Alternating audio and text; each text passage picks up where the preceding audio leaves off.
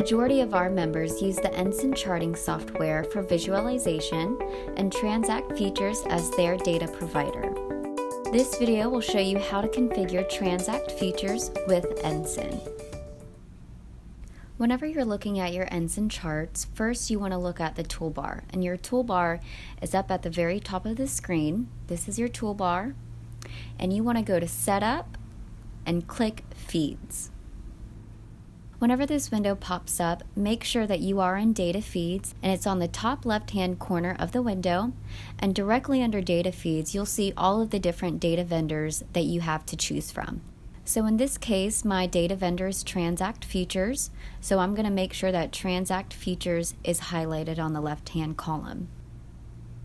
The area where my mouse is, make sure you check Auto Connect, so every time you bring up your charts, it'll automatically connect. From here, I'm going to go ahead and click Configure. Whenever this configuration window pops up, here you'll put your username, password, and account number according to the data vendor that you're with. So again, I'm with TransAct. I've already redacted my information just for privacy and security purposes. Please keep in mind that this area is extremely case sensitive, so make sure that you type your username and password exactly how it appears on your account.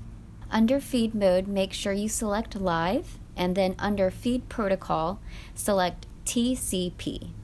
After you ensure all of your account information and your feeds are correct, you could go ahead and exit out of this window. Now looking back at this data feed window, the next step is just pressing Connect. Now if you look at the right hand side of this window, you'll see this little area that says Data Feed, and right now the status says Connecting, and then once it connects, the status will move to Online, and that's how you know that your data feed is live.